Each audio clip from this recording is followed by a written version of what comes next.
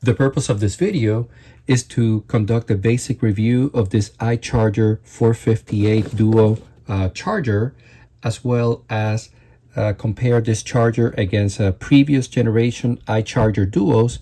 And I would also like to offer some personal tips that may improve the overall user experience of owners of this particular charger.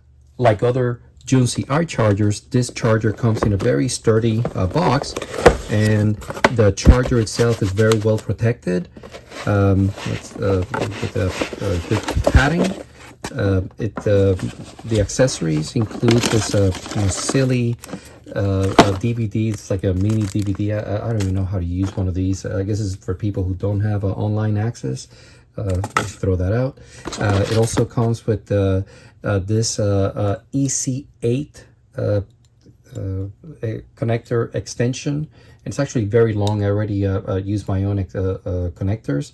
And it also comes with these two XT90 connectors, and this is what this charger uses. XT90 connectors on the charge output terminals instead of the probably more common 4mm banana plug connectors. For discussing this iCharger 458 Duo, which is fairly new, I decided to compare it to the iCharger 4010 Duo, which has been around for a while and it has been very, very popular for almost a decade. This iCharger 458 Duo was introduced to the market about 5-6 months now, as of this video, and this iCharger 4010 Duo has been around for about 8 to 9 years. So Junsi, the parent company of the iChargers, has been around for a while. There were iChargers before the iCharger Duos came out. I believe this iCharger was the first iCharger that introduced a nice color display. Prior to this charger, that there were the chargers just had the standard monochrome display. After this iCharger 4010 Duo was released, again about 8-9 years ago, there were other iCharger Duos that were released. One of them was the 308 Duo, which is very, very similar to this, at least in form factor and shell. Then the 406 Duo, and then some other iChargers were released, including the X series, which are the X6, X8, X12. There was also an S6, and probably prior to this charger was a DX series, a DX6, and DX8. But this 458 Duo, along with, I think there's a 456 Duo, are the latest Duo series chargers that have been released, and that's what we're going to discuss today. Let's start by covering what is similar. Like all the iCharger Duos, there you have the standard 5 buttons along with the clickable scroll wheel. You have the I guess the output ports. I guess these would be 4mm banana plugs, whereas this uses XT90 plugs. You have this plug that is for the I believe it's just for temperature, but the plug here is actually a multi sensor port, not just for temperature. As far as the balance ports, they both use the regular JST XH ports. Now the 4010 Duo can accept a 10S balance plug, whereas the smaller 458 Duo can only accept an 8S JST-SH balance plug. Both units use a 2.8-inch display. However, the bezel on the 4010 is slightly larger than here, but the display itself is the same size. The 458 Duo is a little nicer because it uses IPS technology. That's in-plane switching technology, whereas this one is I guess the colors are not as crisp, but honestly, they look very similar to me. I can't tell much of a difference, and I'll show that later. Looking from the rear, both units have a very similar design. This older 4010 unit uses a micro USB port, whereas this 458 unit uses the more modern USB-C port.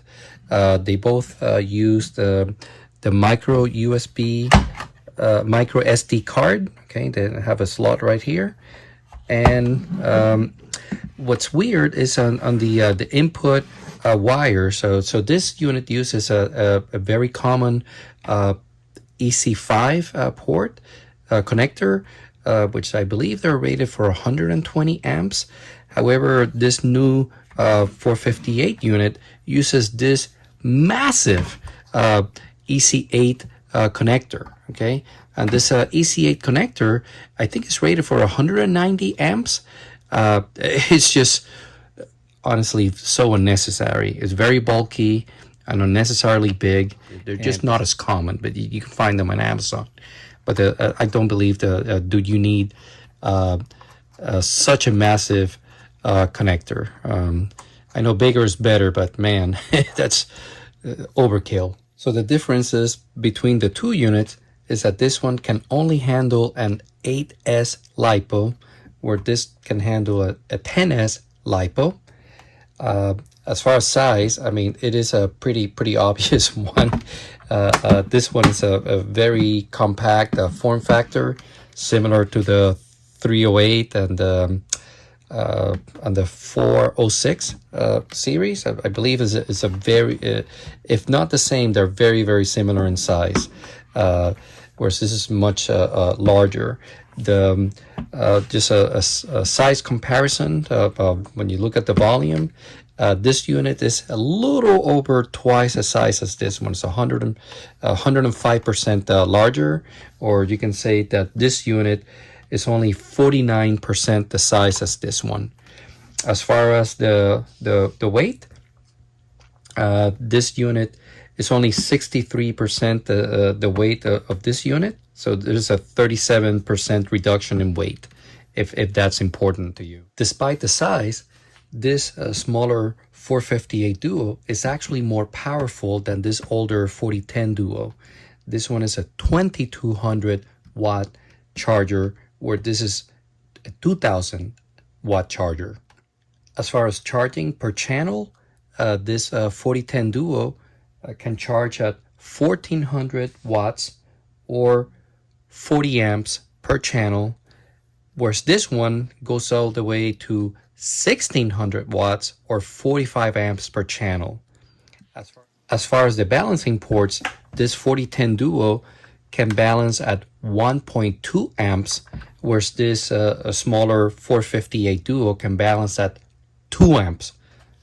So much faster. Unlike the same form factor previous generation 308 Duo and 406 Duo, this charger can receive an input of 49 volts, similar to this other charger, whereas the 308 and 406 can only handle 30 volts. As I stated before, the iCharger 358 Duo uses XT90 connectors for the output. I thought about soldering my own connectors to the XT90 plugs that come with the charger, or purchase additional XT90 connectors. But I think that Progressive RC does such a good job with the solder connectors that I figured it wasn't even worth my while to solder connectors. Of course, it's an option, but I'd rather just buy them from Progressive RC. So here, what I purchased is these XT90 connectors that have their adapters for the more standard 4mm banana plugs. So basically, I would just plug these in here. All right, and then I just use the standard connectors that I use with all my other chargers, and just connect the banana plugs, and this basically that's all it takes. The other thing that I thought about doing is actually creating my own parallel connectors.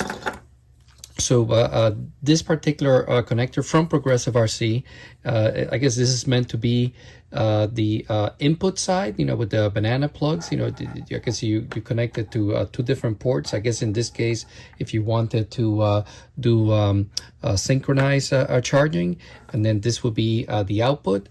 But there's no rule that says that I cannot do it the other way around, whereas I would connect this plug here, and then I would just sacrifice these banana plugs and just solder my own connectors. And that's actually what I'm going to end up doing.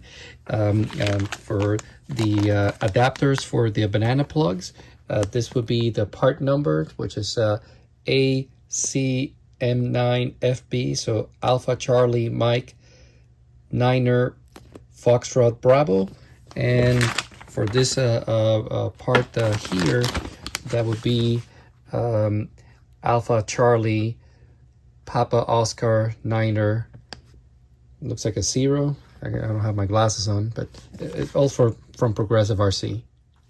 As you can see here, I clipped off the banana plugs of this wire. So what used to look like this now it looks like this. Okay.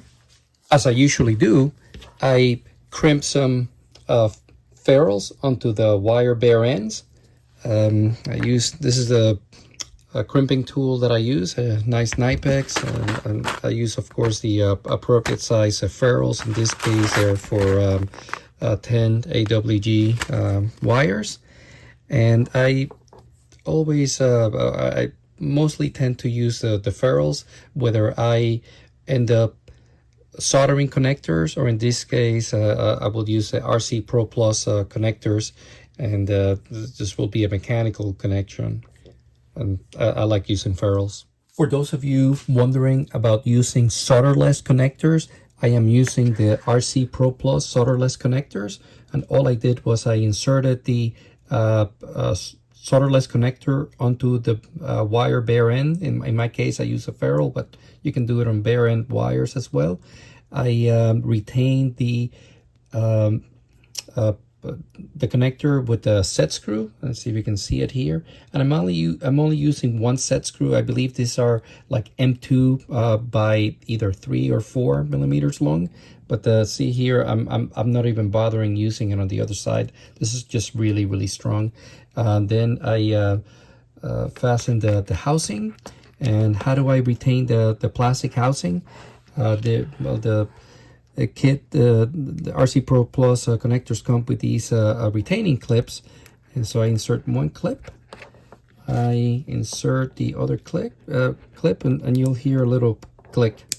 All right, and that's how you know that it's in place. Now this is not going to come apart. All right, however, this part we do want to cover with this piece, and we will fasten that with the supplied screws, and the final result will look something like this, where you don't see any exposed wire, and this is just very easy to do, and I prefer it to soldering. This is the final result. So I clipped off the banana plugs, and I replaced them with regular battery connectors. So what looked like this now it looks like this. Before we turn on the chargers, it is best practice to have the output connections already connected. So in this case, I will connect the XT90 connector onto the iCharger 458 Duo. And here I will have the banana plugs, 4mm banana plugs connected to the older iCharger 4010 Duo. As far as the balance plug, the newer 458 Duo has a little slits to make any balance port from 2S to 8S fit really easily. See how the balance plug has a couple of tabs. So the slits here, let me see if I can get a, oops, I think I zoom in a little too much. So you make it so that the male and female fit really easily. Okay. In contrast, here on the older iCharger 4010 Duo, there are no slits. So unless you have a 10S plug, you have to force it a little bit. Again, they have the two slits there. So you would have to kind of force, say, this tab to fit, and you can make it happen with a little brute force. But the 4010, I mean the 458 Duo, is just a more optimal design for the plugging in the balance plugs. For plugging the power input connections, it's best to start with the plugs closest to the charger and work your way out. So in this case, the 458 Duo is using the really huge EC8 connector, so I have that connected. Here the 4010 uses the more standard EC5, that's connected, and I work my way out, and I'm going to end up with connecting to this lithium-ion batteries rather than the DC power supplies. And why? Because the batteries don't make any noise and the power supplies do with the fans, so it's easier to make the video with this lithium-ion batteries. I personally complete the circuit with AMA's AS150 anti-spark connectors, just to avoid that initial spark. So here I just connect it, turns on, no spark. And the same thing here. It'll turn on, no spark. Notice how the older charger and the newer charger display pretty much the same information. Starts out with the power supply going in, the voltage, the current, the capacity, and the temperature. I mean, there's a little discrepancy between the readings between the two. I mean, these are not like state-of-the-art sensors, but good enough sensors for what we need them for. For this demonstration, I am going to use 8S batteries. I will connect the new one first. I'm going to start out with the balance plug.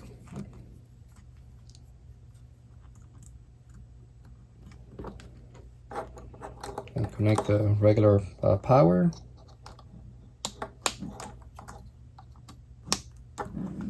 And I will do the same with the older iCharger 4010 Duo.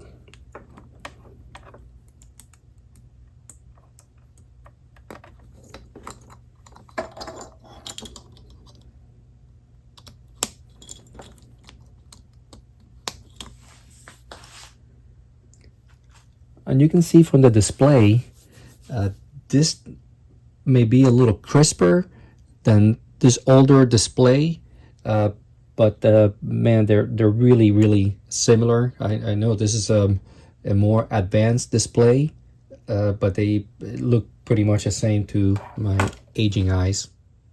I have not used these batteries in about 3 weeks or so, so the balance may be a little off. See how this one is 11 millivolts and 21 millivolts for this one. So I'm just going to top off the batteries through a storage charge and just show you how this works. So I'm going to press the start button here. I already have a preset for using a one battery 8S. I will do a storage, and I'm going to start.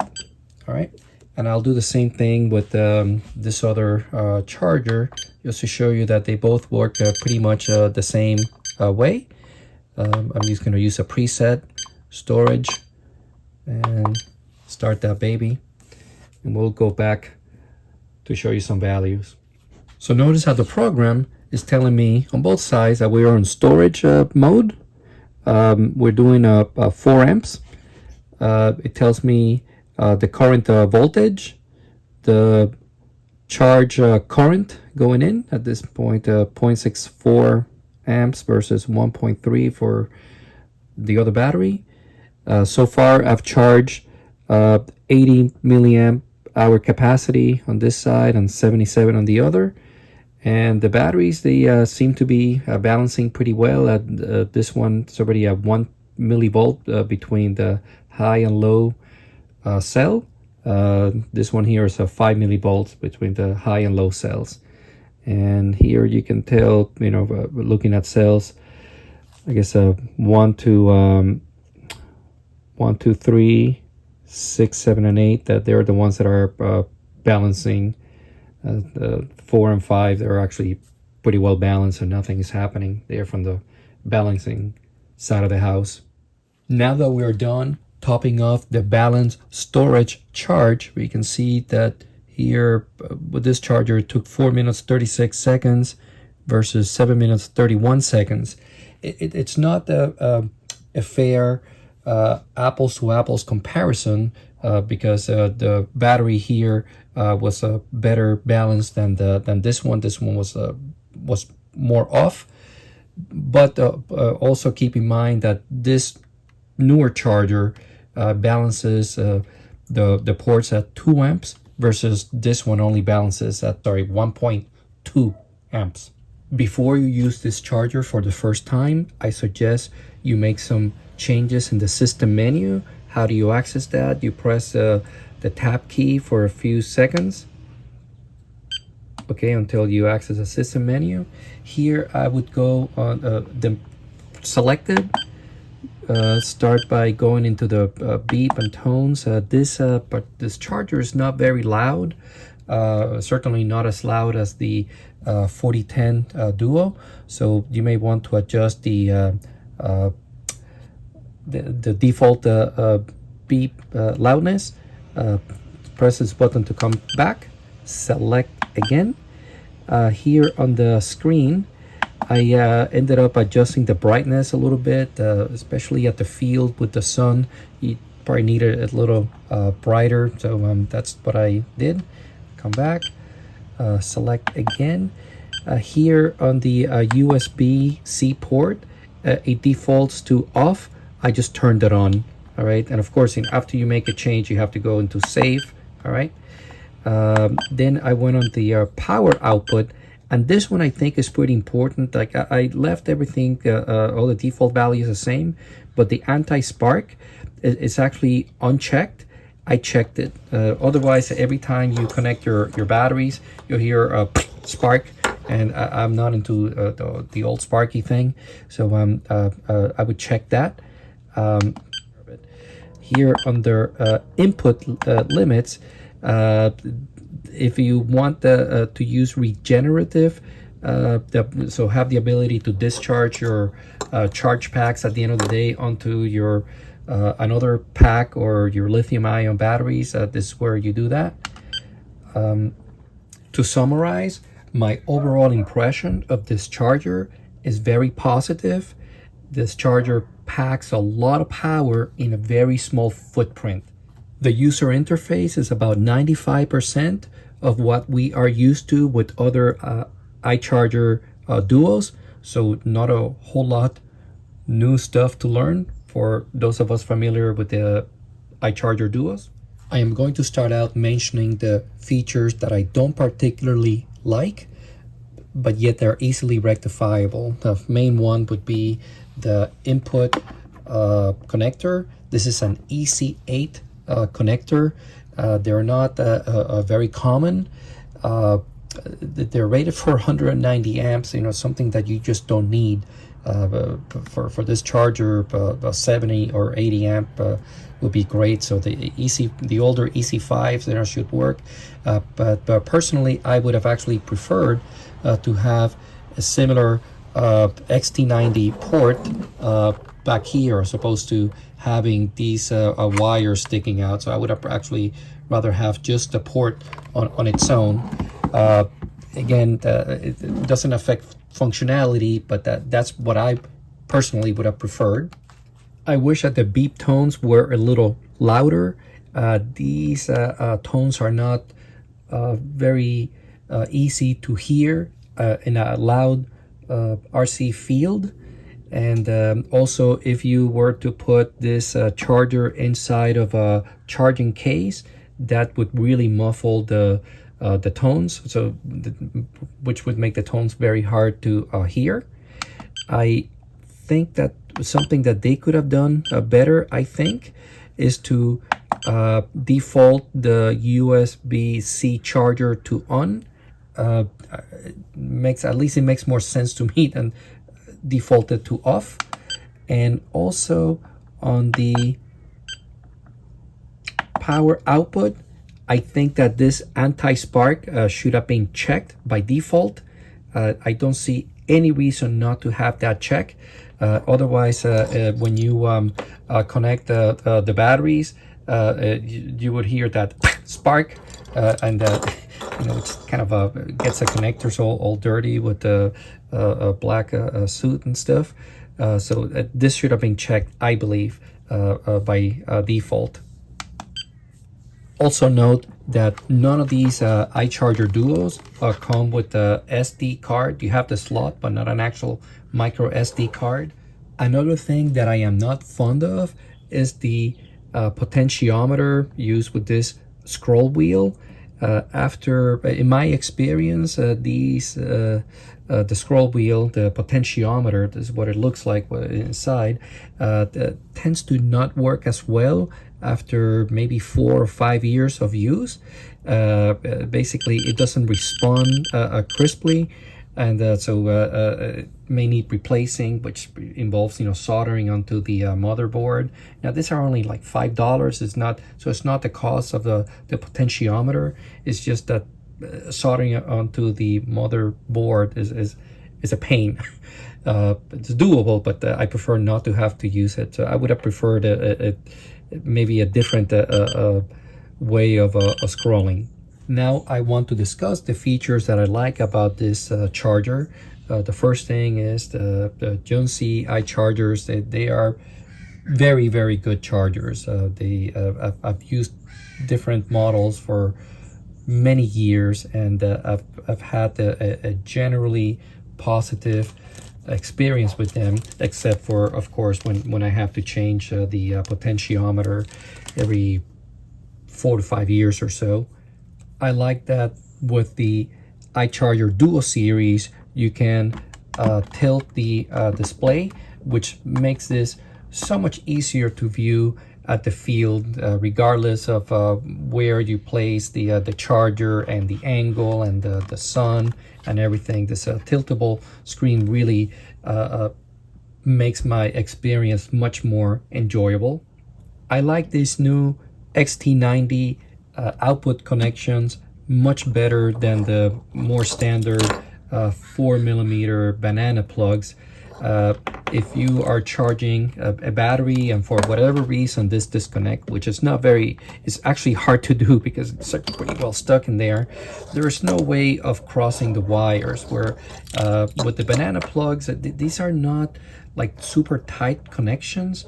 If they do back out and touch each other, you kind of get a nice spark and possibly ruin however many batteries you have, especially if you're balancing parallel charging and stuff. So I am not particularly fond of these, so I believe that these are much better. However, I think that the smaller XT60s would have worked just fine. But this XT90s may be a bit overkill, but I guess better bigger than smaller. I like how these balance ports are slotted, which is an improvement over previous iCharger models. So you can use any size balance plug with the tabs, and it'll go in and out very easily without any modifications. I like the really small form factor, especially compared to the 4010 Duo. Whereas this one, aside from being smaller, is actually it packs more power than the 4010. So I really like that. The user interface continues to be very intuitive, just like previous iCharger Duo models, and there is a lot of data packed in one single display, which is just great. So I anticipate that I will enjoy this charger for many years to come. Thank you for watching.